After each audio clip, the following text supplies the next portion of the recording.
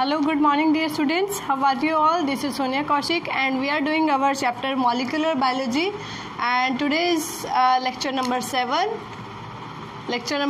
and today we are going to discuss the topic post transcription modification.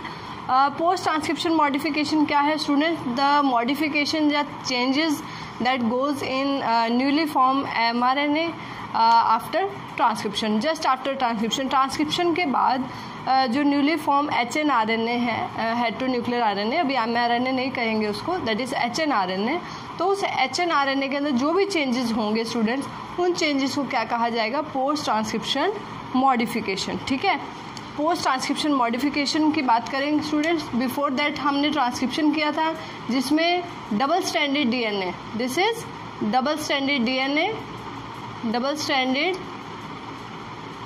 DNA, ठीक है. Double stranded DNA से transcription हुआ, transcription bubble मैंने आपको बताया था, DNA will open with in the sequence, ठीक है, बीच से ही ट्रांसक्रिप्शन बबल बनेगा and it will form a new mRNA here. यहाँ क्या बन जाएगा? mRNA. अब ये जो newly formed, this is called HNRNA. इसको क्या कहेंगे? HNRNA. This is the process of transcription, ठीक है. और ये जो RNA बना student, this is 5 prime and this is 3 prime and. Alright, this is template strand जो mRNA बनाएगा, this is 3 to 5 prime and template strand, and the lower strand is called 5 to 3 prime. This is coding strand but doesn't code for anything. This is coding strand, ठीक है. और ये mRNA हमारे पास आ गया. Now before translation, अब आपको पता है ट्रांसक्रिप्शन के बाद क्या प्रोसेस होगी? ट्रांसलेशन होगी. इससे क्या बनेगा स्टूडेंट्स? प्रोटीन. क्या बनेगा? प्रोटीन. आप प्रोटीन को रिप्रेजेंट कर सकते हैं, आप प्रोटीन को इस तरीके से भी रिप्रेजेंट कर सकते हैं, प्राइमरी स्ट्रक्चर कि amino acid, these are amino acid and joint together with the help of peptide bond, ठीक है. तो ये प्रोटीन बन जाएगा. इसको हम पॉलीपेप्टाइड भी बोल सकते हैं, polypeptide. And the process is called पहले HNRNA किस में कन्वर्ट होगा स्टूडेंट्स? mRNA के अंदर, and mRNA will form protein. This is called translation. Protein synthesis भी बोलते हैं students. But before translation this HNRNA changes to mRNA and this process is called, यहाँ पे जो चेंजेस होंगे student, that is called post transcription modification. Post transcription modification होगा, उसके बाद mRNA बनेगा. mRNA will give rise to polypeptide and that is the process of translation. Is that clear? तो अभी हमारे पास जो न्यूली फॉर्म्ड mRNA है स्टूडेंट्स, इन प्रोकैरियोट्स के अंदर PTM, पोस्ट ट्रांसक्रिप्शन मॉडिफिकेशन, इसको हम PTM भी बोल सकते हैं. Post transcription modification not occurs, ठीक है, not occurs. Post transcription modification prokaryotes के केस में नहीं होती है. और एक और चीज़ मैं आपको प्रोकैरियोट्स के केस में बता दूं, ट्रांसक्रिप्शन, प्रोकैरियोट्स में ट्रांसक्रिप्शन एंड ट्रांसलेशन दोनों ही कहाँ हो रही है? कहाँ बात करें बेटा? प्रोकैरियोट्स के अंदर. In prokaryotes transcription and translation are called coupled process,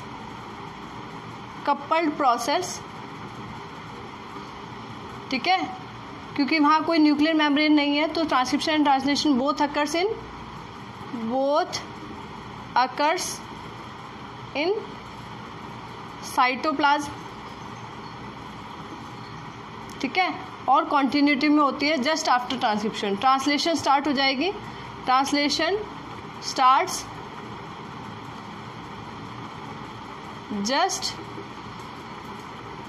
before completion of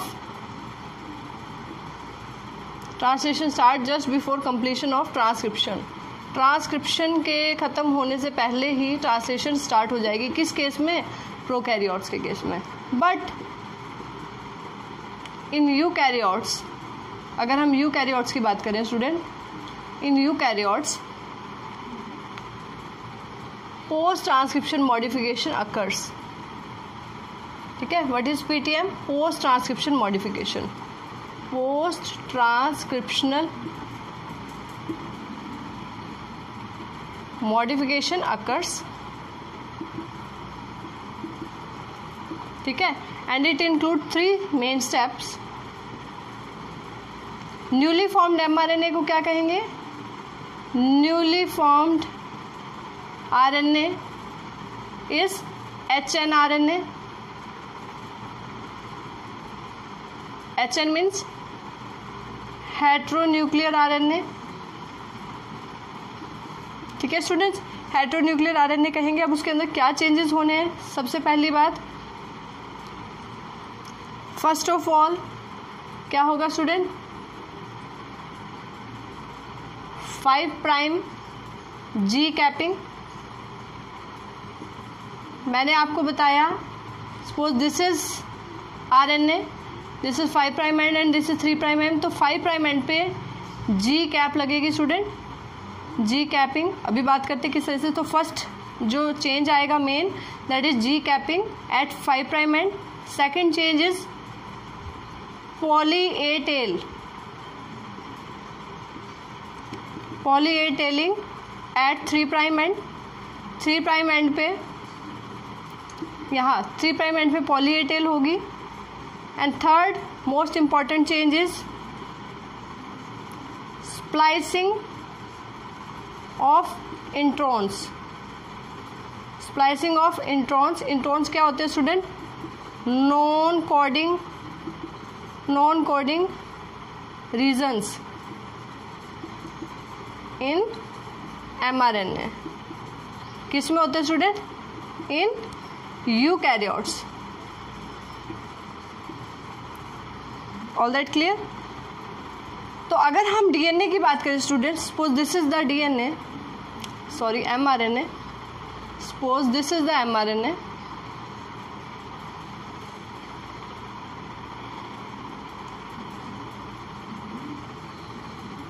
this is 5 prime and and this is 3 prime end. ठीक है, तो 5 प्राइम एंड पे क्या हो जाएगी? जी कैपिंग लग जाएगी, जी कैप. और वो जी कैप भी कैसी होगी स्टूडेंट? 7 मिथाइल, नोट कर लेंगे, this is important. 7 methyl guanosine, 7 methyl guanosine will be add at the 3 prime end. ठीक है, और 5 प्राइम एंड और 3 प्राइम एंड पे क्या होगा स्टूडेंट? बहुत सारे ए जो है ऐड हो जाएंगे. कितने ए ऐड हो सकते हैं? पॉली ए टेलिंग कब तक हो सकती है? Up to 250. ठीक है, 250 और 300 पॉली ए जो है ऐड हो सकते हैं. ठीक है, एडिनिन जो है ऐड हो जाएंगे. और अगर हम सीक्वेंस के अंदर की बात करें स्टूडेंट, तो अंदर के सीक्वेंस की अगर हम बात करें, so it have 2 type of sequence. अंदर इसके स्टूडेंट इंट्रॉन रहेंगे, intron, exon, intron, again exon. यहाँ से बहुत ही इंपॉर्टेंट बात है स्टूडेंट, देखिए ध्यान से. These introns are non coding sequence. Intron क्या है? इंट्रॉन क्या है? Non coding sequence. और एक्सॉन क्या है? Coding sequence, coding sequences. तो students, these introns have to be splice out. इन इंट्रॉन्स को स्प्लाइस आउट करना पड़ेगा, that is called splicing of intron. ठीक है, यहाँ पे एक कॉम्प्लेक्स रहेगा, spliceosome complex. Spliceosome complex student, the enzyme that helps in splicing of introns. तो जब introns non coding regions, these introns are not present in prokaryotes, तो वहाँ पे ये स्टेप नहीं होगा, splicing of intron will not take place. ठीक है, और प्रोकैरियोट्स के, यूकैरियोट्स के केस में इंट्रॉन रिमूवल होगा. And finally we got mRNA. और फाइनली हमारे पास कैसा mRNA हमारे पास मिल जाएगा? That have only exon, exon, exon, exon. ठीक है, इस तरह के सीक्वेंस ही पूरे RNA के अंदर रहेंगे. ये 5 प्राइम एंड है and this is 3 prime and.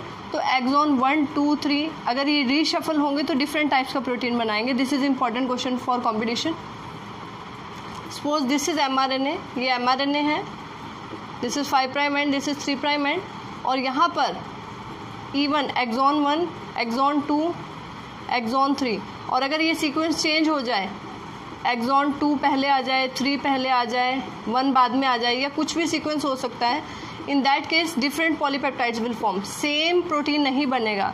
You all know mRNA से क्या बनना है, प्रोटीन बनना है। सो mRNA के अंदर अगर एक्सॉन का सीक्वेंस चेंज होगा so different protein will form. This is the reason कि only 20 amino acids are there, but if we talk about the types of proteins so they are lakhs in number, they are 1000 in number.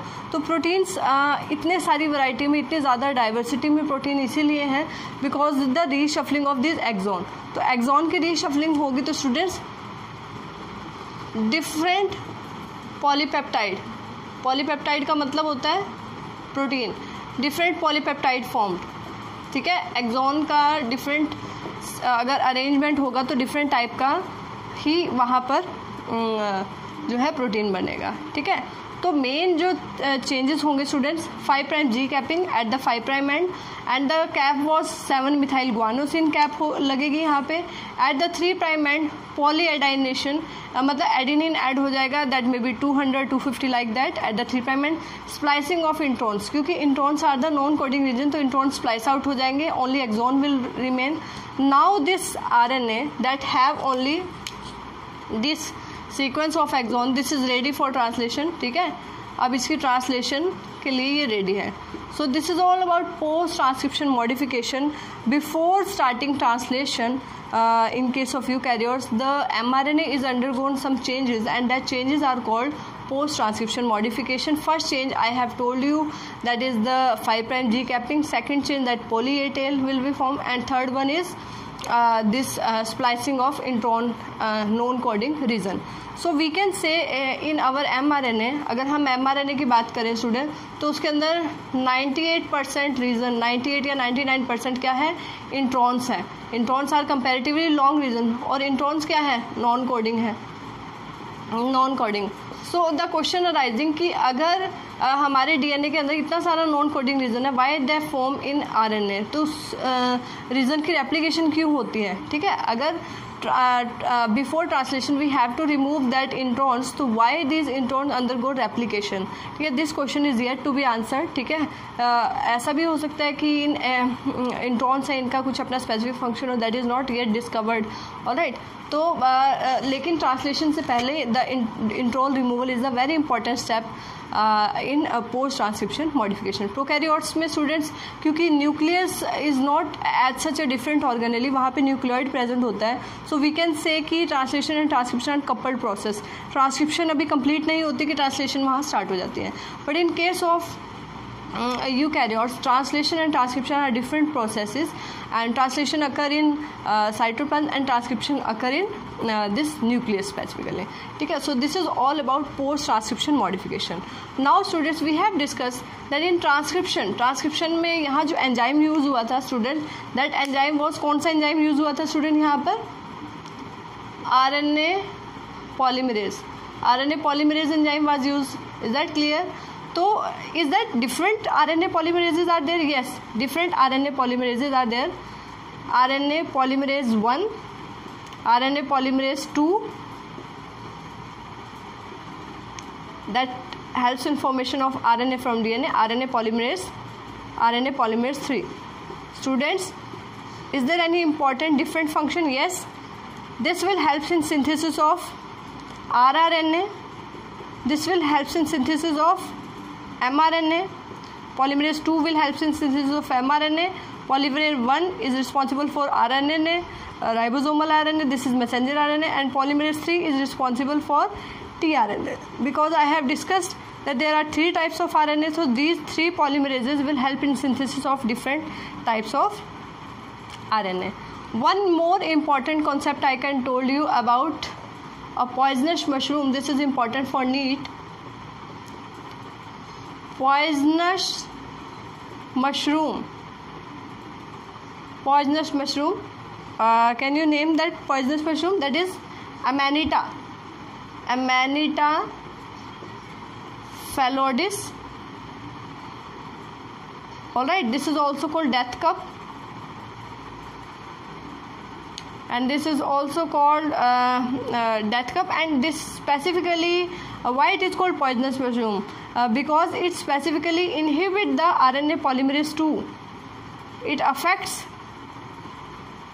RNA polymerase 2, and as RNA polymerase 2 is very important for synthesis of mRNA, so this may cause the death of the individual that you can say indigest this poisonous mushroom Amanita phalloides. Alright, if we talk about RNA polymerase 1, तो there is no effect on RNA polymerase 1 poisonous mushroom का. इसमें से actually एक toxin release होता है student, that is called alpha amanitin, and this cause a very harmful effect on RNA polymerase 2. It inhibits the functioning of RNA polymerase 2. That's why it is also called death cup.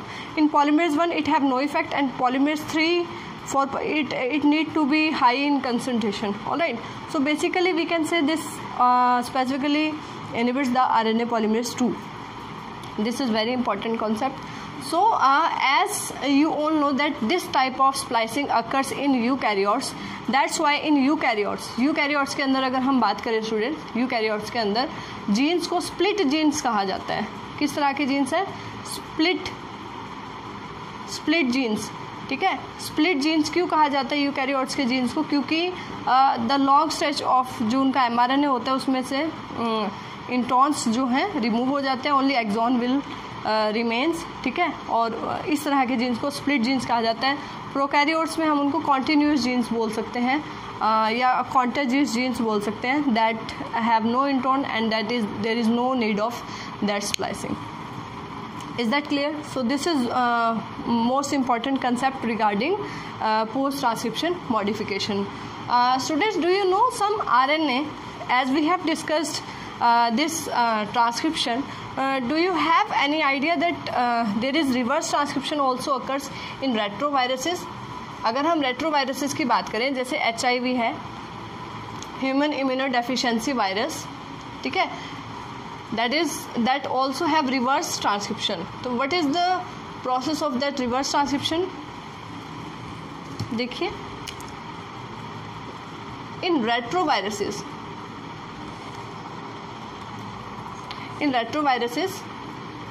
reverse transcription occurs. Reverse transcription देखिए generally क्या होता है, this is double stranded DNA, this is DNA, this will give rise to mRNA. ऐसा ही होता है. ठीक है, अभी हमने यही करा. That process is called transcription with the help of DNA dependent RNA polymerase. तो ये प्रोसेस हमारे पास हुई. लेकिन in some process, in some retroviruses like HIV, this mRNA again form DNA. Again form, as this is single stranded, this is 5' to 3' end, and it form a single stranded RNA, that is cDNA. ये DNA यहाँ दोबारा बन जाएगा, उसको cDNA कहेंगे, means complementary DNA. Is that clear? तो ऐसा ही एक कॉम्प्लीमेंट्री DNA बना देगा ये. इस प्रोसेस को कहते हैं हम लोग रिवर्स ट्रांसक्रिप्शन. क्या है? दिस इज ट्रांसक्रिप्शन और इसको रिवर्स ट्रांसक्रिप्शन कहेंगे. And this is also called reverse central dogma. Reverse central dogma, क्योंकि my dear student generally central dogma क्या है? देखिए, सेंट्रल डॉगमा में हमने किया था what we have done in central dogma, जो किसने दिया था? क्रिक ने दिया था. And according to central dogma of molecular biology का जो सेंट्रल डॉगमा है, according to that DNA give rise to mRNA and mRNA give rise to proteins. ठीक है, this is the central dogma. But अगर mRNA से again DNA बन जाए, this is reverse central dogma and it occurs in retroviruses. So here the enzyme use is reverse transcription के लिए जो enzyme use होगा student, that enzyme is important, reverse transcriptase. That enzyme is reverse transcriptase. This is discovered by Tiemann and Baltimore, and that's why this enzyme is also called Baltimore enzyme. also called Baltimore enzyme. ठीक है students, very important. So this is all about retroviruses and this complementary DNA that integrates in our DNA. That's why this HIV infection or AIDS we can say that is incurable. Why? Because it changes the DNA. ठीक है, हमारा DNA level पे ये change कर देता है. So this is all about post transcription modification.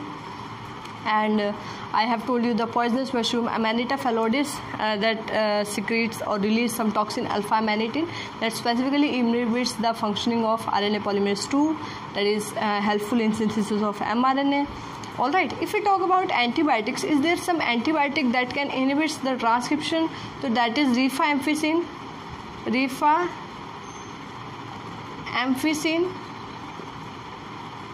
ठीक है, one more is there.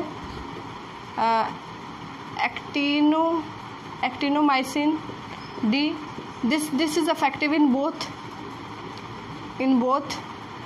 eukaryotes and prokaryotes. This is specifically in prokaryotes. These are what are these? These are antibiotics. These are antibiotics that inhibits, जो रोक देती हैं, that inhibits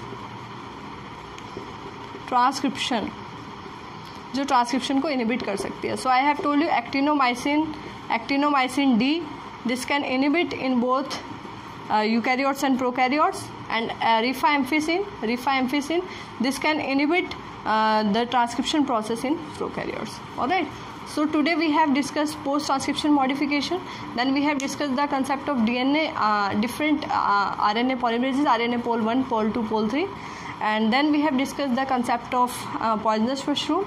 After that we have discussed the process of reverse central dogma, or we can say reverse transcription. ठीक है, so this is okay for today. In our next lecture number 8, we will discuss some important concept of transcription के कुछ और important concept that are not given in NCERT but that are important for NEET. We will discuss that, and then we will discuss the structure of tRNA and all that is important for translation process.